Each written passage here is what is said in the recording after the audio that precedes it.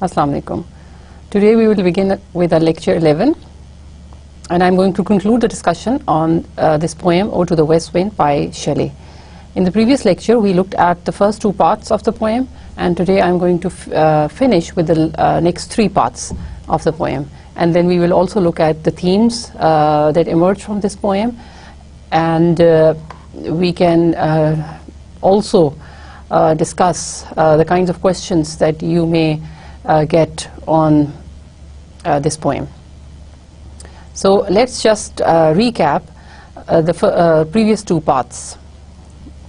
I explained in the previous lecture that the poem is dedicated to the power of west wind. It is a wind which brings the change in the season. The autumn season is coming to its close, and with the blowing of the west wind, winter season is spread across the country, across the Western Europe. So it is a west wind which brings about this change in the season. The natural world is all changed, the vegetation, and even the inhabitants or the insects or the animals or birds, they are also affected by the winter season.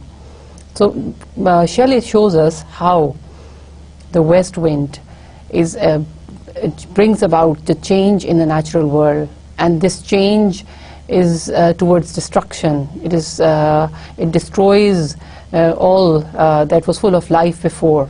In fact, all that was that was there with half life, because with autumn and with shortening days, with lessening sunlight, the vegetation was almost dead.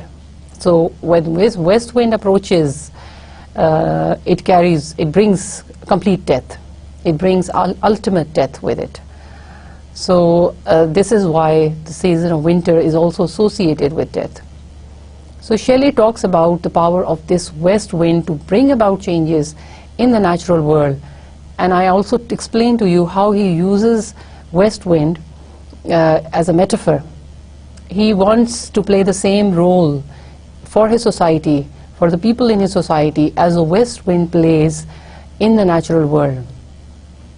He also feels that the society is dying, that the institutions of the society were corrupt, and they were old, and they needed to be changed. So just like the west wind, it brings about the ultimate death of all that was old and all that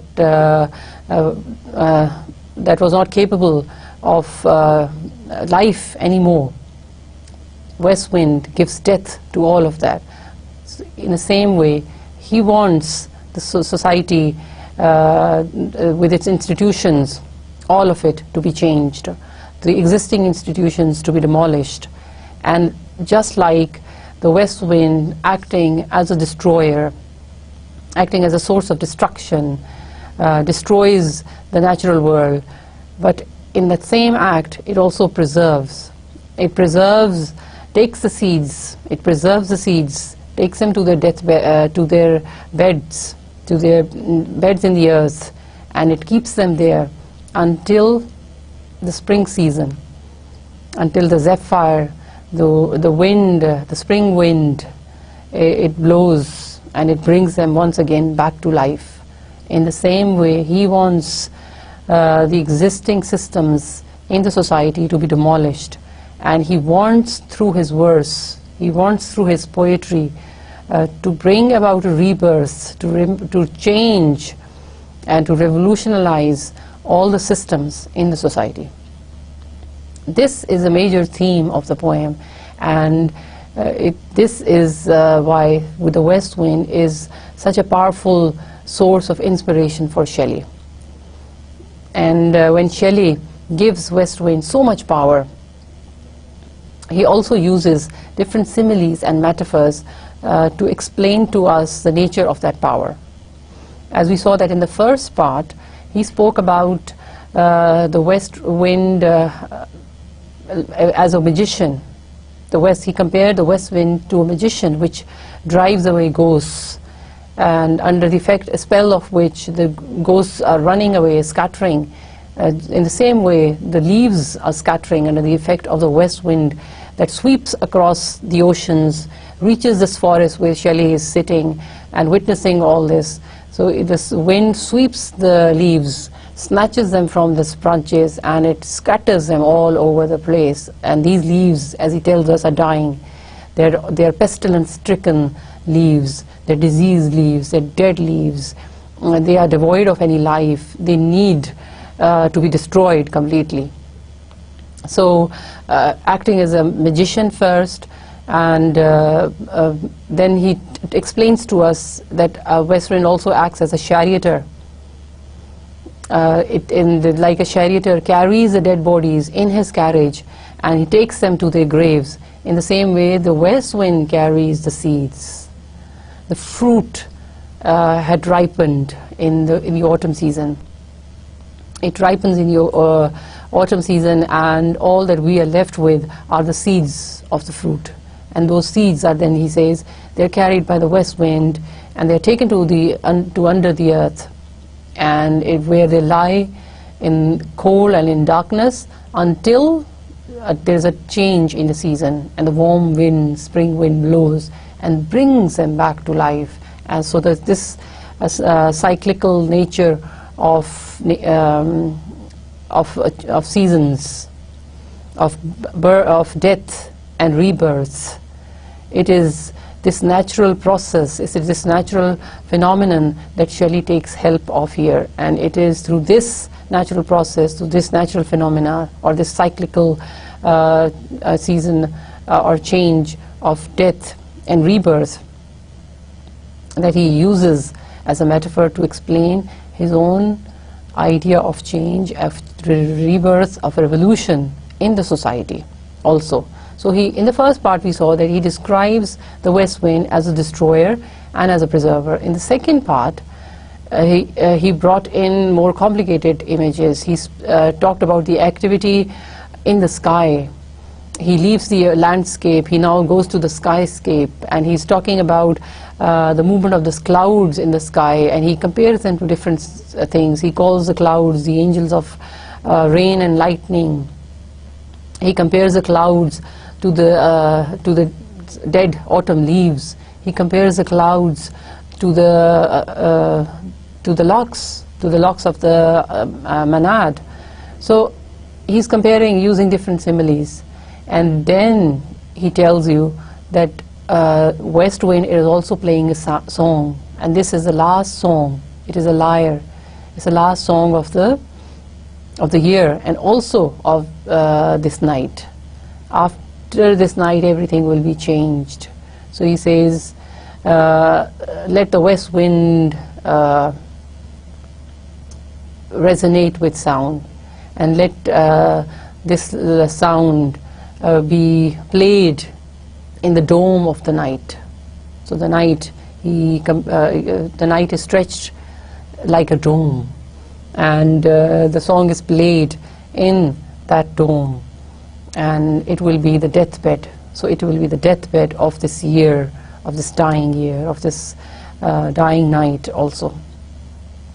So in this way, he told us how powerful the west wind is, because it not just brings about change in the land, it also changes things in the sky.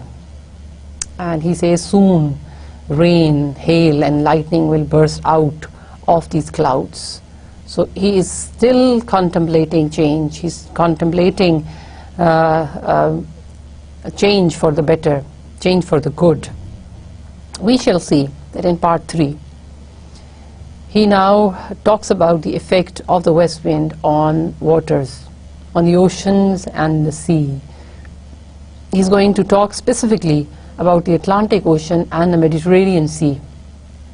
I did mention to you earlier on that the Atlantic Ocean lies between the Americas and Europe. It separates the Americas from the from the UK, from the United Kingdom. And in fact, it was in the Atlantic Ocean that that great ship Titanic sank. So that stretch of water is known as the Atlantic Ocean. And the Mediterranean Sea, that is the sea between Europe on top and Africa in the south.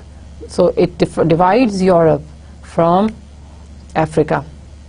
And since the Mediterranean Sea is surrounded from three sides by land, you have on the upper half of the Mediterranean Sea, the western belt, the southern belt of Europe, and then in the east you have these Middle Eastern countries. You have Jerusalem, you have Israel, you have Palestine, and you have Jordan, you have Turkey, and then in the south, on the south of it, you have Africa. You have Egypt, you have Algeria, you have Algiers, you have Morocco. So these countries, they surround it from three sides. In fact, three continents: Europe, Asia, and then Africa. So Mediterranean Sea, that is why it is a peaceful sea. There are not many. It does not witness any storms. But the Atlantic Ocean is an ocean known for fierce storms. And this west wind, when it blows, it is coming from it traverses its distance across the Atlantic Ocean, reaches the Mediterranean Sea, and creates some disturbance in the Mediterranean Sea, and then it enters the Western Europe, the Eastern Europe, the southern parts of Europe, and brings about change in the climate. So let's see. He's going to talk about these two stretches of water. So let's begin with our analysis of part 3. He says, "Thou who didst waken from his summer dreams the blue Mediterranean, where he lay lulled by the coil of his crystalline streams." So for the words even that he uses for the Mediterranean Sea are such that they give us the impression of peace, tranquility. He talks about the Mediterranean Sea as if it is slumbering, as if it is sleeping, and it is dreaming. So he says, so the west wind wakens the Mediterranean Sea from its deep slumber, from its deep sleep, and from its dream of beautiful, dream of beauty, dream of exotic places, and the dream of glory that he shall explain later on. So he talks about the Mediterranean Sea as if it is lying peacefully, and it is lulled under the effect of its own running waters. By the sound of its own running waters, the Mediterranean is laid to sleep, it is lulled to sleep, and in his sleep it is dreaming. And what is it dreaming of? That Shelley is going to tell us in the next few lines. "Beside a pumice isle in Bay's Bay, and saw in sleep old palaces and towers quivering within the waves' intensity." Embedded in the Mediterranean Sea is the Bay's Bay. Bay was an old Italian town which was once a beautiful holiday spot for the Romans, and for the Roman kings who used to visit it, who had made their summer palaces here. So it was a beautiful holiday resort for the Roman kings, but it sank due to the volcanic eruption. The whole city sank, and it sank under the water. And now the lush green garden, it has become into a lush green ocean garden, because the seaweeds have grown over over the rocks and the walls of the city. So it has become a lush green garden underwater. So he says it is in its sleep, the Mediterranean Sea, what is it seeing? It is dreaming of old palaces and towers. So it is thinking of the past, it is thinking of its past glory, It is thinking of the times of the Roman Empire, where the kings, the Caesars, Nero and the others, they used to visit these beautiful spots, and they used to like staying near the Mediterranean Sea.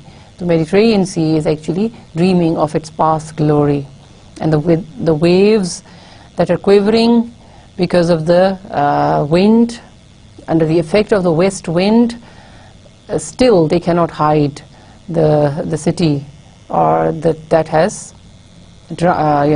been embedded under waters. Pumice is a hardened lava, okay, all overgrown with azure moss and flowers, so sweet the sense faints picturing them. So he says, this city, this town, which was drowned under water due to the eruption of the due to the volcanic eruption, he says it is all overgrown with azure moss and flowers. The sea breeze and the sea vegetation that has grown over its palaces, courts, walls and other places, and there are flowers and moss all over it. Like I said, it has become a lush green garden of the sea now. It's no more a city above waters. He says even the smell of those flowers and the plantation is so sweet that the sense faints picturing them. But in these lines, he's only given you the peaceful, tranquil Mediterranean Sea, which is lying as if in a dream, which is lying peacefully, undisturbed as yet, and it is dreaming of its past glory. It is dreaming of the past visits of the great kings, and it is dreaming of its beautiful palaces. It is dreaming of its beautiful courts, which now have now sunk to its bottom. So it is that peaceful Mediterranean Sea, but it is disturbed. The waves and ripples are created on its surface by the west wind. This is why Shelley talks about the quivering waves. So the quivering is a feeling of fear. So the waves, the water quivers under the effect of the west wind. Thou for whose path the Atlantic's level powers cleave themselves into chasms. Now he speaks of the Atlantic Ocean. He says, for the west wind is so powerful that it causes deep clefts, it causes deep chasms, it divides water. So it causes chasms even in the Atlantic Ocean, and it glides through it. And it makes a passage for it in the middle of the waters. So because the wind is so powerful and it's so strong that it makes a passage for itself in the water, which is cleaved in the center, and it allows the west wind to pass through it. So it causes cleavage or chasms in the Atlantic Ocean, and when it reaches the Mediterranean Sea, the water quivers, the sea water quivers for fear of the west wind. While far below, the sea blooms and the oozy woods which wear the sapless foliage of the ocean. He says far below the surface of the ocean, surface of the Atlantic Ocean, the sea blooms and the oozy woods. These are the vegetation under the oceans. So he says the plants in the ocean, the sea blooms, the oozy woods, and they have turned sapless. Sapless means dead, without life.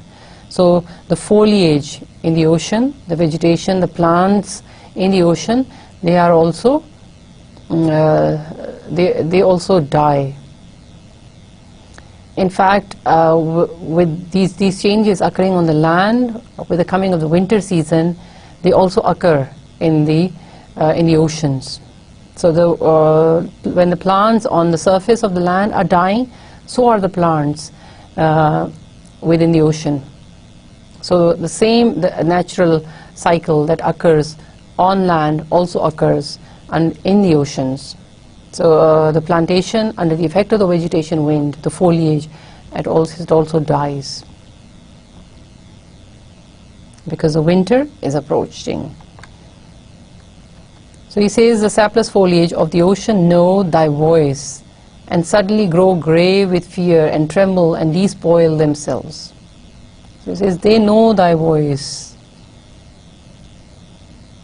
So they grow grey. These plantation, this foliage underwater, when they hear your voice, they grow grey with fear. So here the west wind is like some kind of fierce spirit. It's a fierce spirit which drives ferociously across the Atlantic Ocean, passes through the water, causing cleavage in the water, reaches the Mediterranean Sea, which also quivers for the fear of it and under its effect. And he says, even the life underwater, even the life in these waters, it is filled with fear, and it grows grey with fear, and it trembles, and they despoil themselves. So the change that was occurring on land also occurs in the ocean. The plantation, the vegetation, it also experiences natural cyclical death before regeneration. And like the other two parts, Shelley also ends this part with the phrase, "Oh, hear." So he says, pay attention to the west, what the west wind is trying to tell you, is trying to say to you.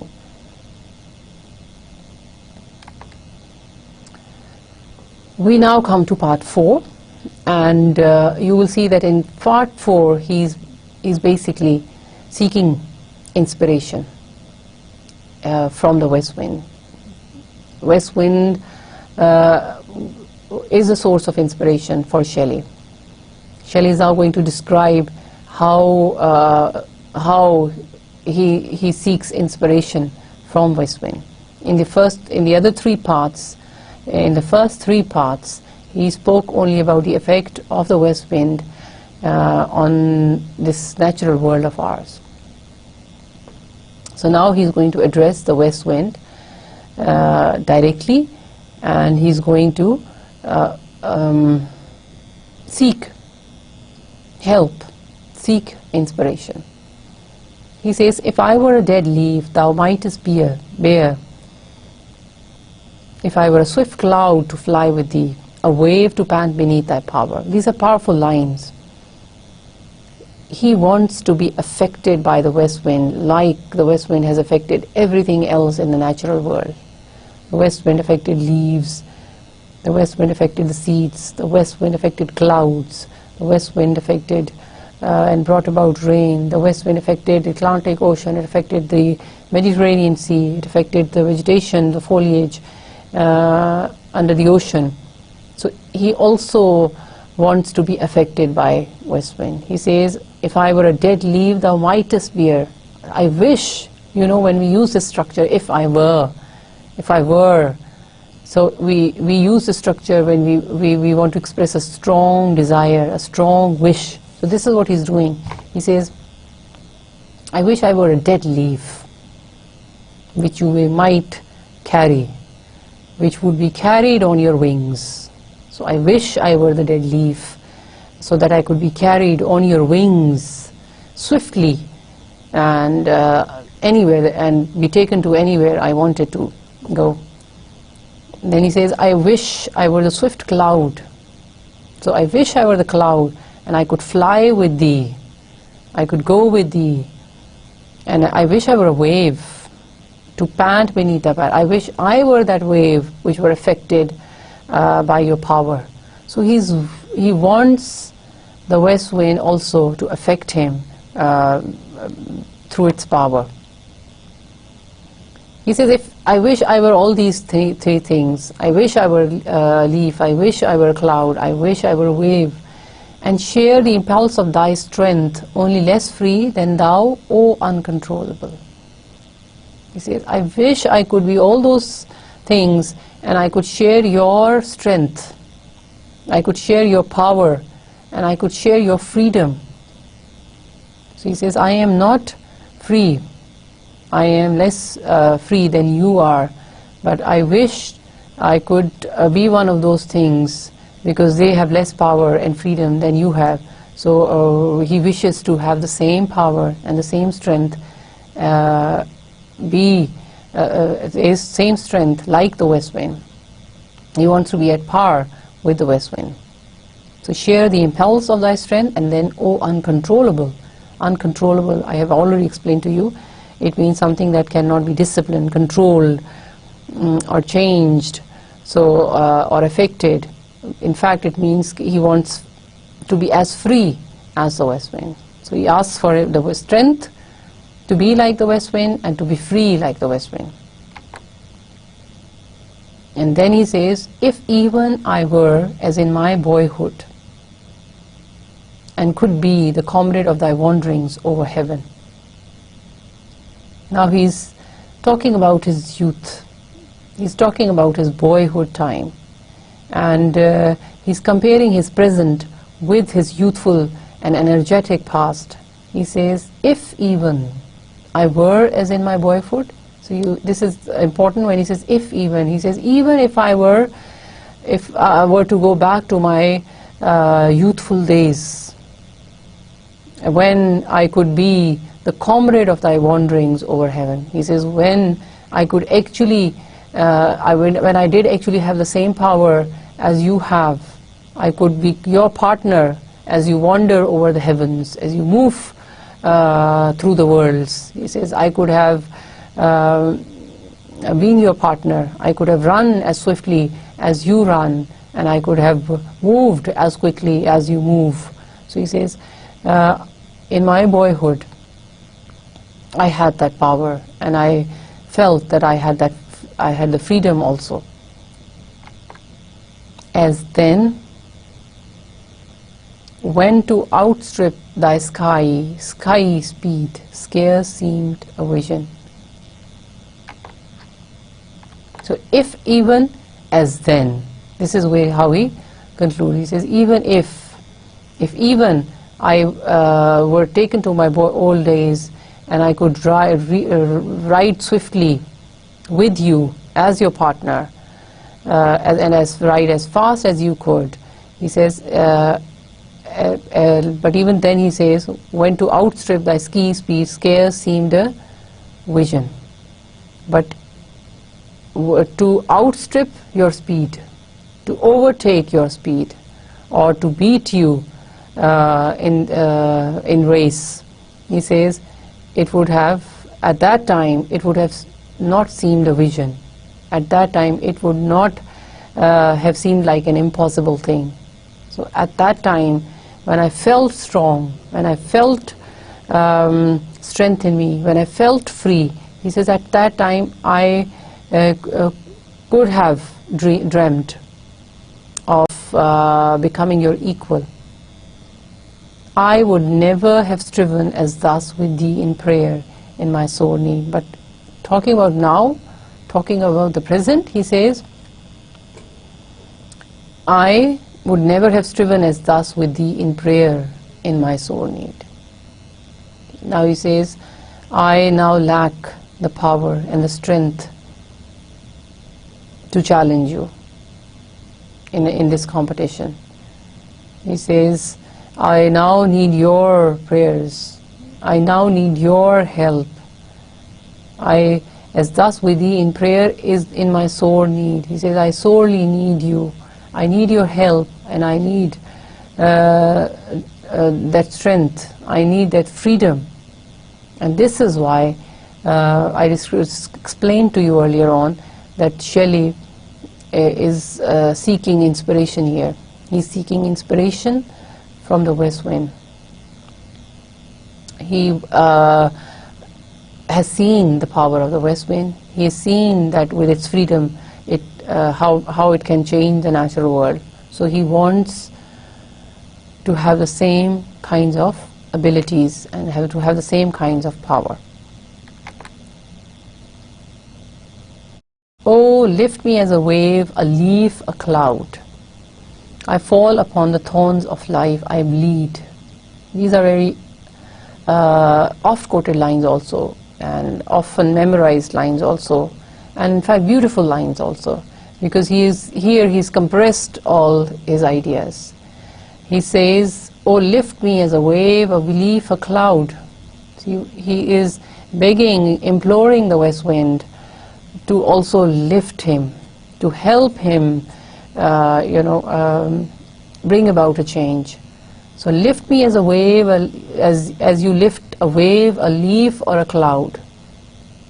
So help me like you help the waves, the leaf, and the cloud, and bring about a change in the natural world. So he is making a prayer. He is asking the west wind to also carry him like it carries the other objects. I fall upon the thorns of life, I bleed. And why does he want to be lifted? He says, because I have fallen upon the thorns of life. And he's not just fallen on the thorns, he says, I bleed. These thorns of life, these tensions, worries, miseries, problems of life, he says, they are like thorns. And these thorns, they have caused my body to bleed. So my body is ruptured and I am bleeding because of the pain that this life has given me. So you see what he's done here. He has compared life to the, you can say, to the thorns. So where life with its problems, with its worries, with its tensions, is like thorn, which causes bleeding. So he says, because I've fallen down, I want you to lift me. I want you to carry me like a leaf, like a wave, and like a cloud. So he wants to be actually raised from that state of misery into which he, along with his other fellow countrymen, have fallen. So he believes that their generation, or the people, they have fallen low now, and they need the institutions have also become corrupt. The human beings have become corrupt. He says, we have now got to change. We need something to change us. So here he looks towards a west wind to bring about that kind of change within society also, and within the minds of the individuals also. And these lines are also significant because he creates here for you an image of Christ during crucifixion, with the Christ body upon the cross, with his arms wide stretched and with nails thrust across his palms and also hit into the forehead. And the image of the Christ body bleeding because of those nails that have been put across his body. So he creates that image, that Christian, biblical, religious image for you, and he wants to show to you that in order to change, we need someone like Christ. We need a Messiah. We need someone like the west wind brings about change, revolution in the natural world. We need a figure like Christ. We need a Messiah who can bleed, who bleeds, but he brings about change. And his death also results in the rebirth, in the regeneration, in the revolution, like Christ taking upon all the sins of his community, gave up his life, and as a result induced new life to Christianity, to the religion. So he is hoping for that similar kind of change through the figure of a leader like Jesus Christ. And then he says, a heavy weight of ours has changed and bowed one, two like thee, tameless and swift and proud. These are the three qualities that he talks about the west wind. He again and again he talks about the west wind as tameless, tameless meaning wild, uncontrollable, and swift. Swift means fast, so, and it is fast, and proud. Why proud? Proud because it does not bend before anyone. Proud because it takes dictation from no one. Proud because it goes about and achieves its purpose. So he says, the heavy weight, by the heavy weight of ours, he means the passing time and the time that has passed. He says the heavy weight of ours is behind us, and it is this time that has burdened us. It has chained us. It has bowed us.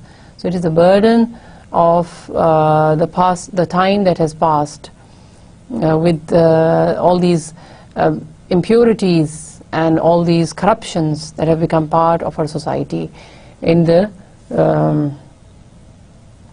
near past, he says, and in the present times. He says they have chained us, and they have made us heavy. We are carrying the heavy burden of this time. And he says, so we cannot move. We are not free to move. And it also, so he says, he wants to be freed from the shackles, from the impositions of the society, from the laws of the society, which Shelley believed were not good for mankind. Shelley was, I explained to you in the previous lecture also, he had written a pamphlet on the necessity of atheism, for which he was expelled, and also because of some of his other ideas, secular ideas, he was not liked by his own people, by his own countrymen, and he had to finally shift to another country, Italy, where he now is, and he's composing this poem. So he says that these stagnant ideas, these old rules, these old-fashioned ideas, these fundamentalist kind of approaches, these have chained us. These traditional values, he even mocks at these traditional values. He says they chain us and they have bowed us. We are heavy under their burden, and we cannot attain freedom. We are not free, because he had experienced it, and he knew that these customs of society, these laws of the society, these rules of the society, which are made by few, they are chaining the creativity and the individual spirit of a human being. So he wants to be unchained. He wants to become free. He wants to become swift, and he wants to become proud, to be answerable to no one like the west wind. We now look at part 5, where we shall see that his emotions are going to become even more deeper, and we shall see now he seeks a special kind of inspiration. He becomes more spiritual. He seeks a spiritual guidance, a spiritual instruction, or a spiritual inspiration from west wind. He wants the west wind not just to be his partner, comrade, or partner, as he says to you in part 4. He wants west wind now to be more than that, as we shall see in this part. So he says, make me thy lyre, even as the forest is. What if my leaves are falling like its own? My lyre. Lyre, an Aeolian lyre or a harp, it is a kind of a musical instrument. It is a box-like in shape. It's not exactly a box. It is a wooden structure which has got strings in the middle, vertical strings. And when the air blows through these strings, the sound is produced. So the word is taken from Aeolus, who was a god of winds. So he says, make me thy lyre. He wants to be that musical box. He wants to be that musical instrument through which, when the west wind flows, when the west wind blows, the sound, the musical sound is produced. He says the whole forest is like your lyre. The whole forest is your musical instrument. So the forest is a musical box. The forest is a musical instrument. And when the wind, the west wind, blows through its branches, it creates music. It creates a song of its own. So you say, in the same way, make me your lyre. I want you to also have the same effect, or I want you to cause me also to be able to produce songs that can affect or bring about change, like the forest does. So just like the forest is your lyre, is your musical instrument, is your musical box through which you're producing this musical sound which is affecting the whole natural world. He says, I want to become your musical box, I want to become your lyre, and I want to produce those sounds and that musical effect through which I can affect the world, through which I can affect the society. What if my leaves are falling like its own? So he says, now he's comparing himself to the tree, to the forest, because under the effect of the west wind, the trees, the leaves on the trees, they also fall, and they scatter, and they're scattered everywhere in all directions. So he says, okay, my leaves, my words, my poem, my poetry, they will scatter on their own. So under your effect, when I become your musical word, the words and the poems, they will come out of the mouth, and they will scatter all over the place. The tumult of thy mighty harmonies. The tumult of thy mighty harmonies will take from both a deep autumnal tone, sweet though in darkness. Now look at the words that he's using. The tumult. Tumult is extreme happiness, extreme joy, extreme excitement. So he says these mighty harmonies that you are producing, he's still referring to the musical song. He's still referring to the musical effect that is created by the west wind when it blows through the forest, and the sound that it creates and produces. He says that it is you are a producer of mighty harmonies. You're producing great music. You're producing great sounds, but which are in harmony with each other, which are not crude to hearing. They are harmonious. They have an harmonious effect, a tranquil effect. But he talks about the tumult, the glory, the joy that is the result of these harmonies. He says, will take from both a deep autumnal tone, sweet though in sadness. He says, so what harmonies does the west wind create from both? From both the autumnal tone as well as the song of winter. They both combine. And he says, but the effect is what? It is sweet, although in sadness. Although the west wind brings destruction with it, it brings death with it, but he says that in this destruction, in this death, there is sweetness also. As Shelley describes to us that with destruction, rebirth, regeneration or preservation is linked. So he says, to sadness is also linked sweetness and happiness. So he says the harmonies that you're creating have this music that you're creating, the song that you're creating, it is sweet. It has a sweet effect at the same time as it has a sad effect, a sad tone. And sometimes a sad music or a sad song it can have a sweet, tranquil, and sometimes happy effect on us too. They're not always depressing, they're not always full of dejection, they're not always pessimistic.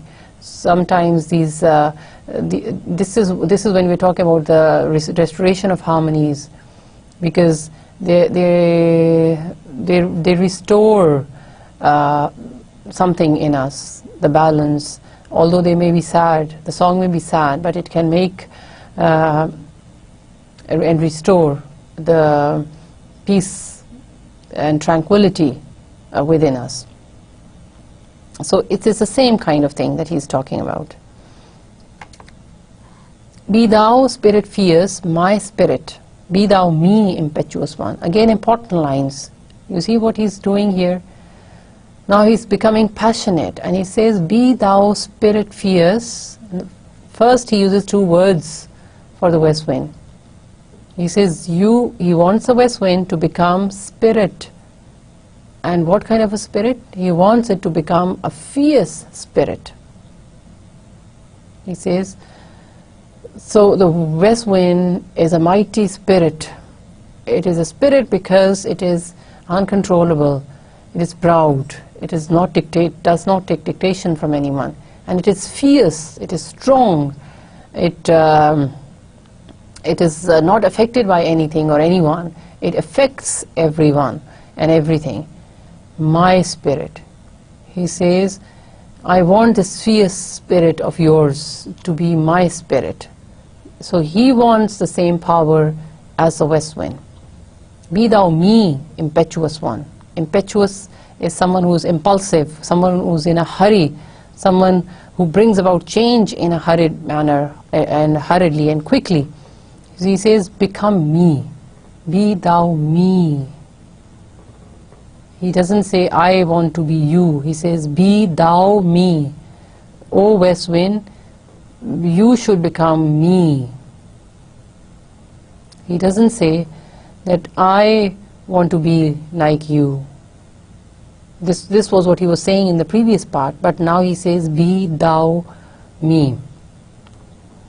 You should become me, impetuous one, impulsive one, because he now sees and understands that through this manner he will be able to bring about change even more quickly. When the west wind becomes him, he will be able to bring revolution, change in the society, change old values, old systems, old customs, old ideas, and old norms, old thoughts. He will be able to bring about changes in all of those quickly.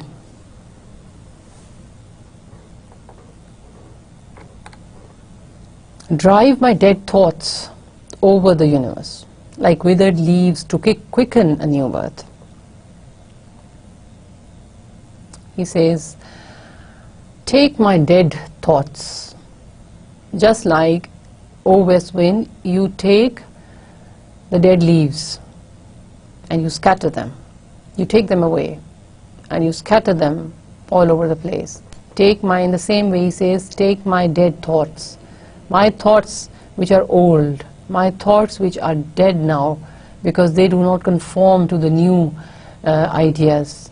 He says, so the dead thoughts are those ideas which are old-fashioned, which are now better dropped, which are now better left, and it are these ideas which are stifling, which are suppressing, and these are the ideas which impede progress. These are the ideas which hamper development. These are the ideas which stop change.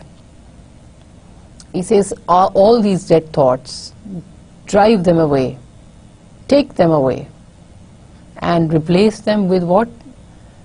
He says to quicken new birth. So he says, quickly take all of these away. Take all these bad ideas, bad thoughts from our minds and replace them quickly with the new ones. So the thoughts are now compared here with the leaves. And when he talks about the new birth, He's talking about his poetic art. He's talking about he's seeking inspiration from the west wind here. He's talking about new ideas through which he will be able to reform and change the society quickly.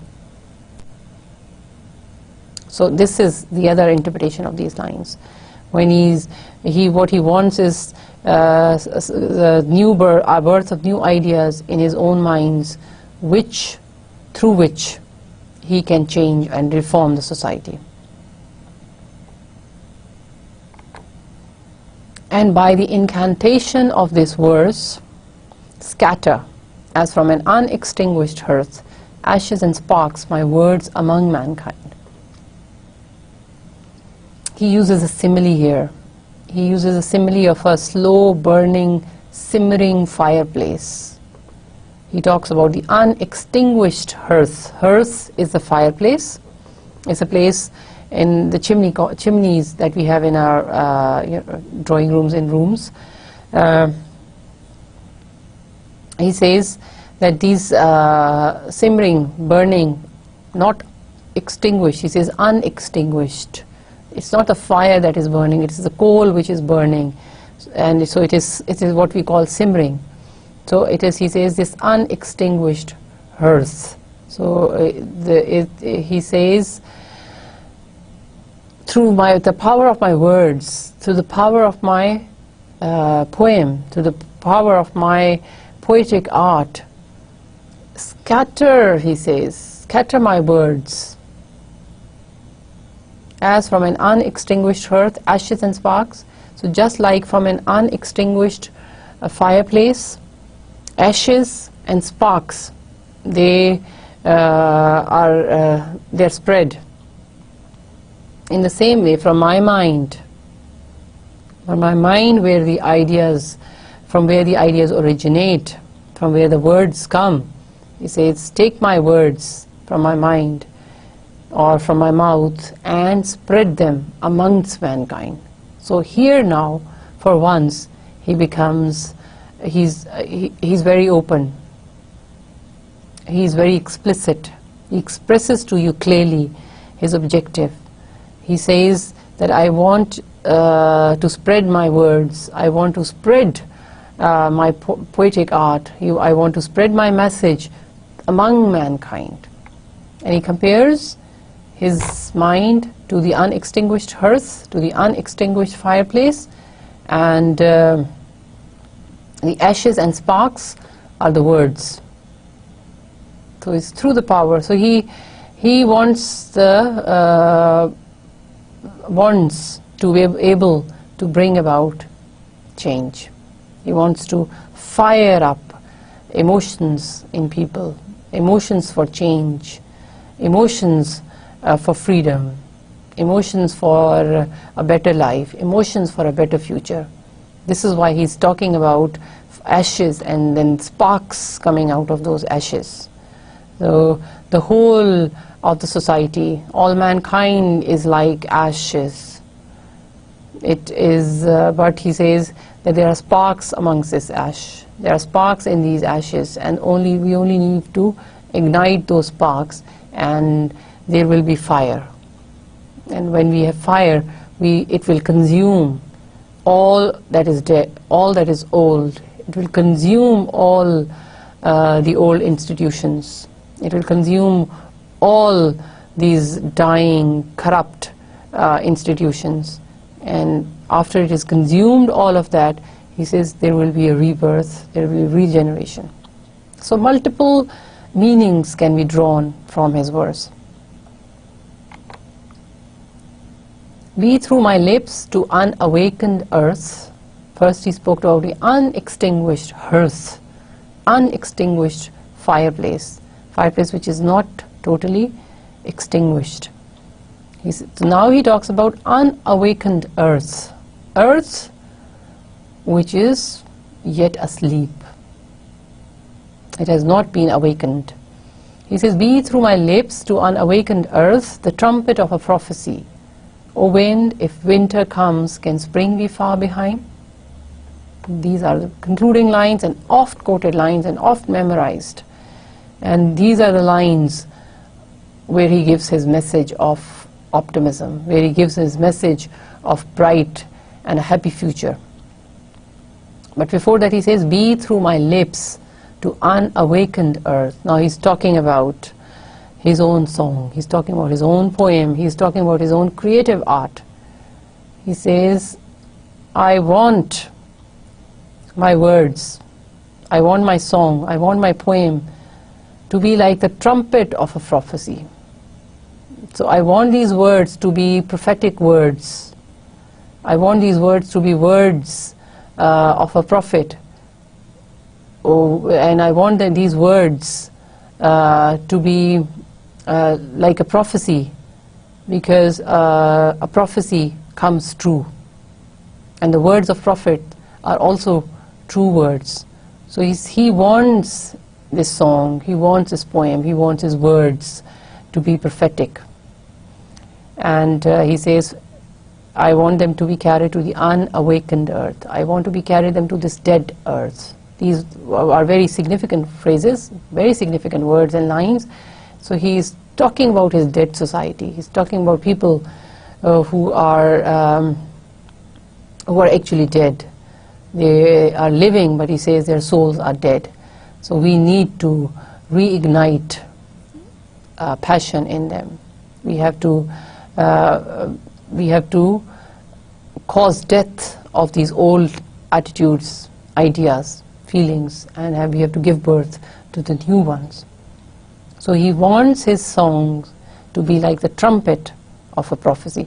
In these lines he's also maybe creating another image for us, that is the image of a doomsday, the image of the last day of this earth, which we also call Qiyamah. So he says, he's talking about the doomsday. So he says, on that day, what happens? We know that a trumpet will be sounded. And when that trumpet is sounded, everybody dies. And then there is rebirth. So the same cycle of death and then rebirth that he's spoken about, he concludes on the same note also. He started with the same idea and he now concludes with the same idea. So just like on the doomsday, when the trumpet is sounded, all mankind dies, the whole world destroyed, and then with another trumpet sounding, all of life is given back. So a new life, he says, and a new life will begin. So one life will end and another will begin. So he says such is how he wants his poem to be received. Such is the way that he wants his words to be received by the people, by his countrymen.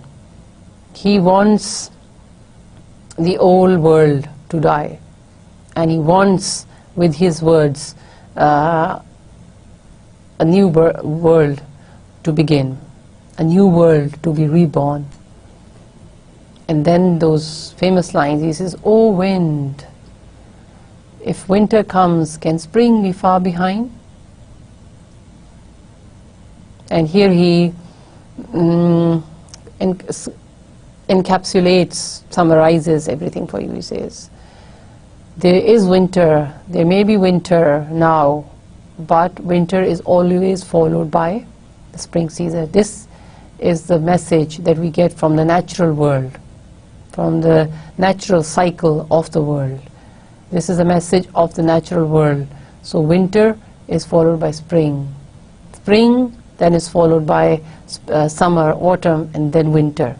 And winter again is followed by the spring season. So he says, if there is winter, if there is death, because winter is associated with death, he says, spring is not far behind, because winter is immediately, the season of death is immediately followed by the season of life, the season of regeneration, the season of rebirth.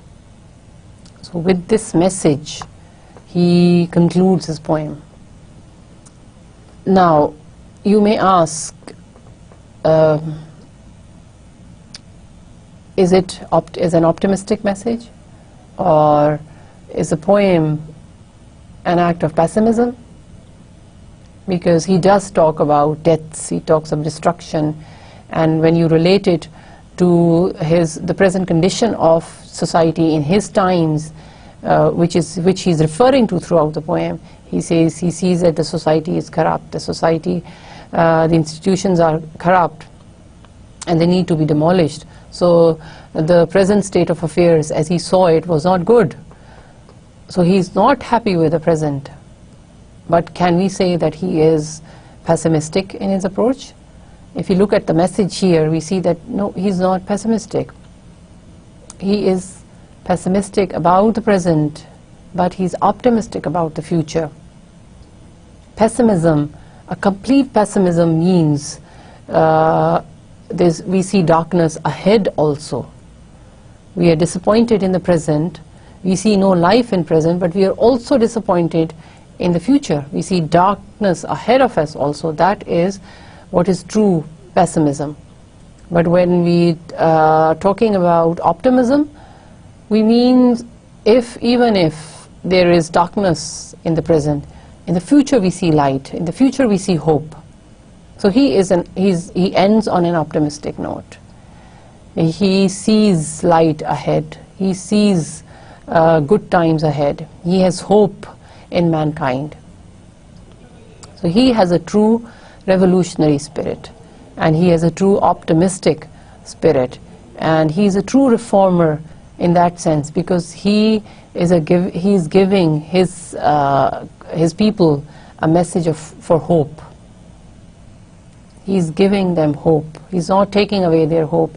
He still tells them that there are good times to come, and we should all work towards that end. So with that, we close the discussion on this poem. And just to summarize it for you, the west wind was used throughout the poem. It was used because of its power to change, because of its impact on the natural world. And it was that aspect of the west wind that impressed Shelley. And it is that power that he wants to have for himself also. And he wants to have that power because he wants to bring about the change in his world in the same way as the west wind brings change in the natural world.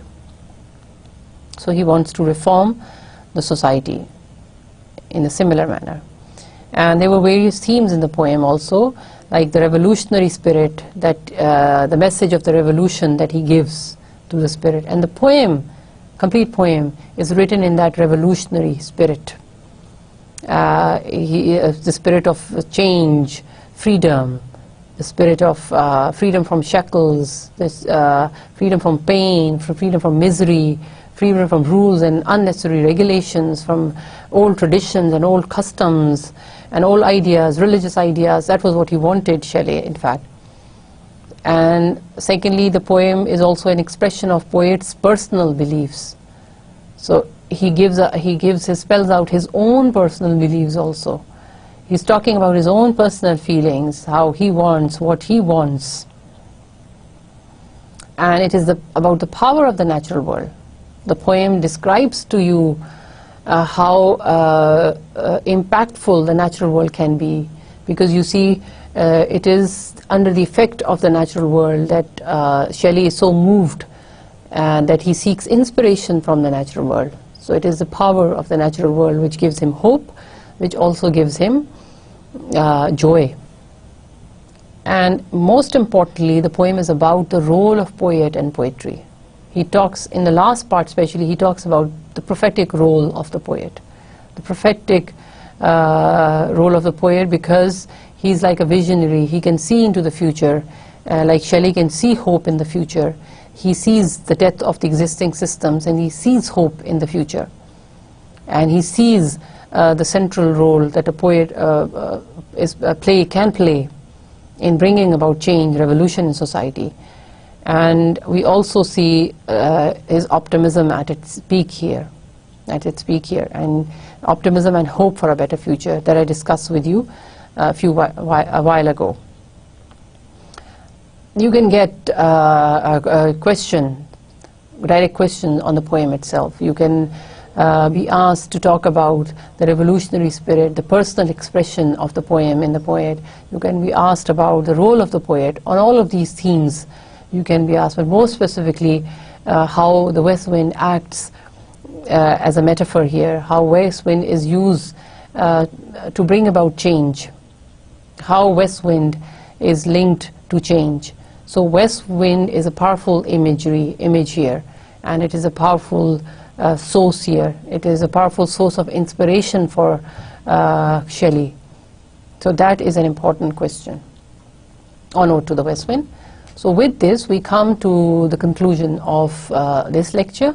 In the next lecture we will look at one other poem by Shelley. Before we move on to the next important poet, I will analyze with you Ode to Skylark. And so I leave you now with this poem, and I will meet you again in the next lecture. Thank you.